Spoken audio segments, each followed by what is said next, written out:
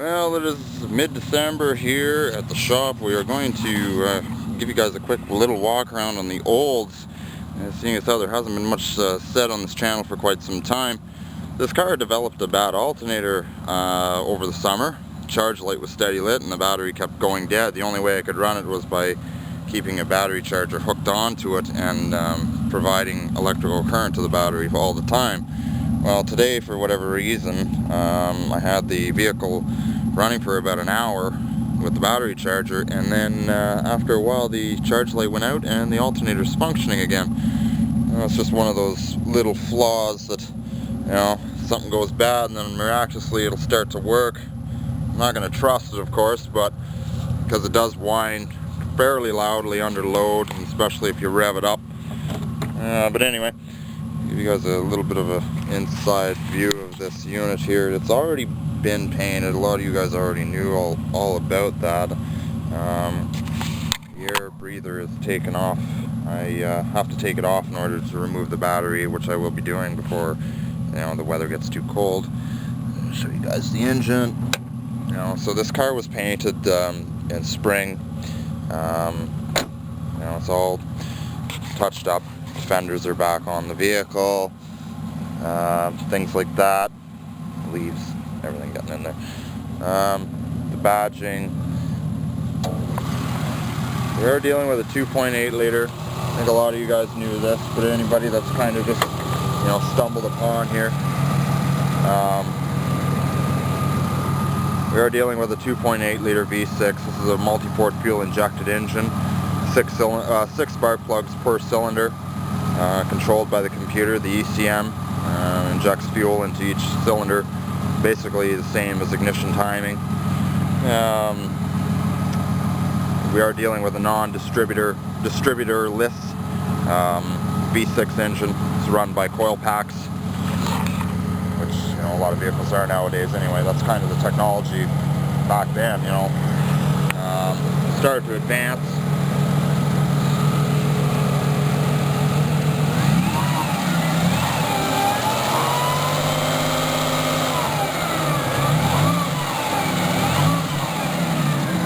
Definitely tell that alternator is on its way out.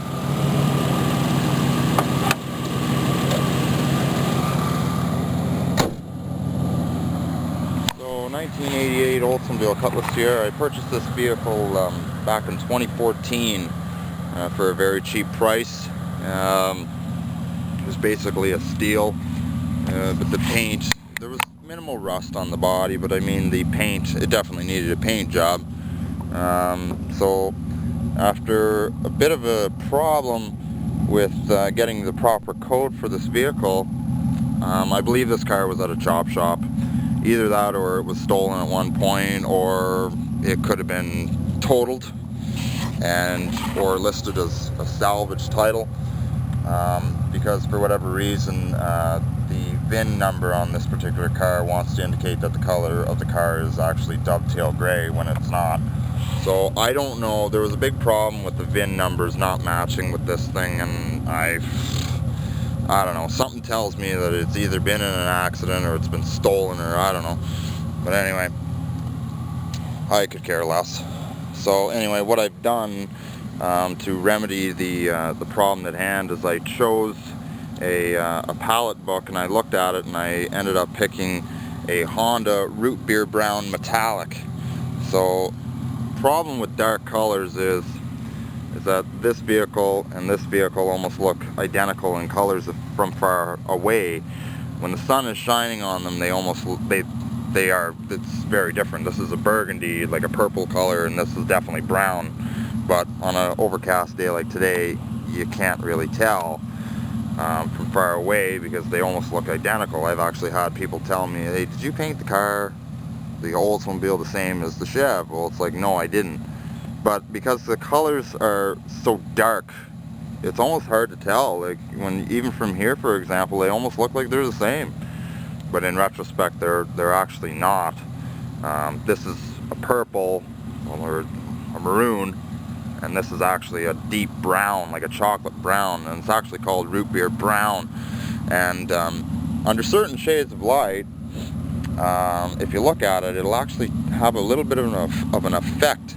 It'll actually go a lighter brown and a darker brown. It's really neat. And that's kind of why I chose the color.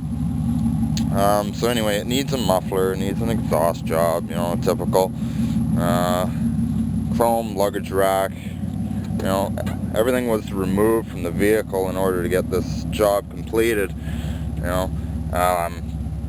Some things didn't go back on the car because I plan on putting different mud flaps on it.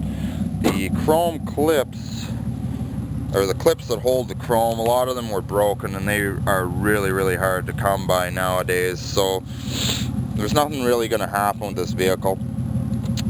It is off the road. Actually, it never even got on the road this year. Many reasons. I just never had the time to put it on the road and drive it, and really it doesn't need to go anywhere. Minor setbacks. We have an issue with the oil pressure sensor or oil pressure switch, and I do believe a lot of these vehicles had problems with them in the first place. After a while, the engine warms up and the oil light will steady glow, and there's oil pressure, the oil is full, you know, you rev it up, the light goes off, you know what I mean, but it returns to idle, the light will come back on, you know. I've had a buddy of mine, when I smashed my blue Caprice, the insurance company went to bat for me because I wasn't at fault. And the insurance company got me a rental car, like I need a rental car. I got 20 of my own vehicles here. I own more vehicles than a local friggin' rental dealer, you know what I mean? But anyway, you know, but anyway, a friend of mine had to go and take this car and drive it, and the oil lights started coming on at intersections, and it kind of freaked him out, and I had to tell him, like, no, it's just, that's the way they are. A lot of them were like that. They were notorious for it to happen, especially at idle, but especially when the engine oil is at the end of its life. For whatever reason, with these engines, the oil pressure will actually drop a little bit if the oil is bad, but when the oil is fresh, the oil pressure stays right up to, I don't know, 400 kilopascals. But anyway, so it's a very nice car. It's pretty well complete, except it needs pinstriping work done. I'm going to get a body shop to do that. I don't have the hand-eye coordination for it, and I'd rather just pay somebody to do it, in all honesty.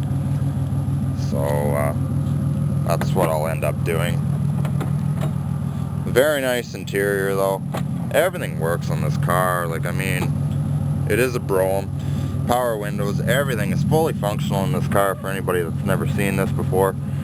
You know, everything. It's just fantastic. I bought this car for dirt cheap from an old man who just didn't want it anymore.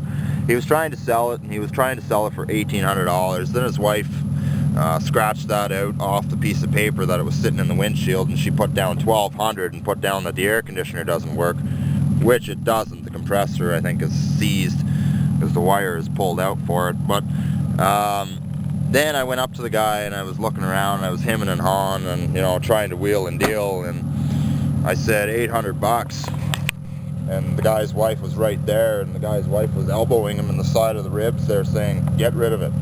So they really wanted to get rid of it, and so I came along and took it. So what I've done is I filled it up. Here's a full tank of fresh stabilized fuel for the winter. It's going to sit right here.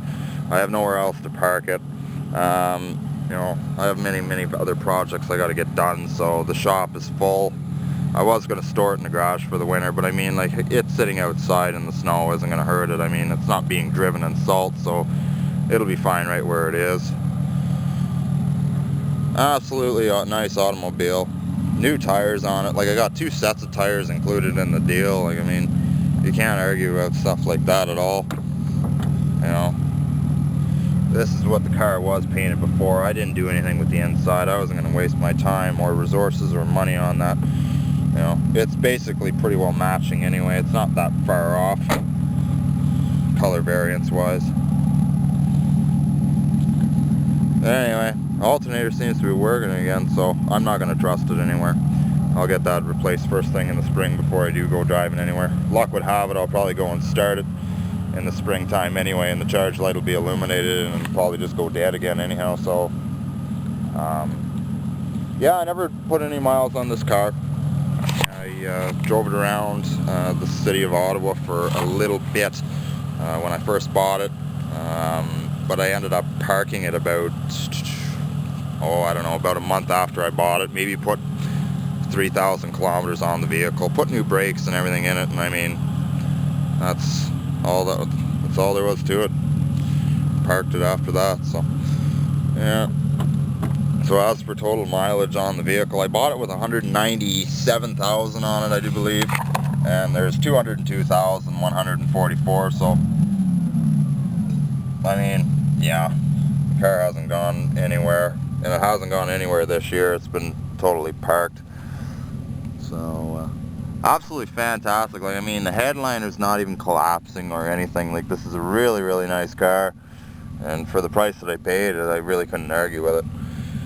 So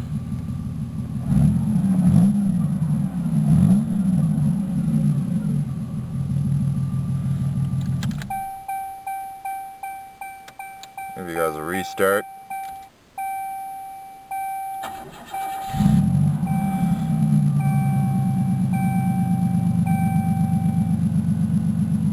The alternator doesn't seem to be charging the battery very well. It seems pretty slow at starting.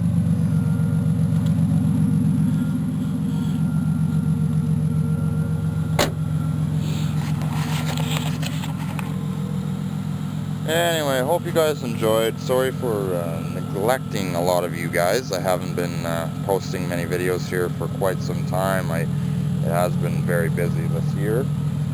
So please forgive me about that. We'll try and get some posted up for you, and hopefully before the Christmas break, so you guys can waste your time drinking beer watching this channel. Sounds like a plan. Anyway, I hope you guys are having a great weekend. Don't party too hard. We'll catch you later.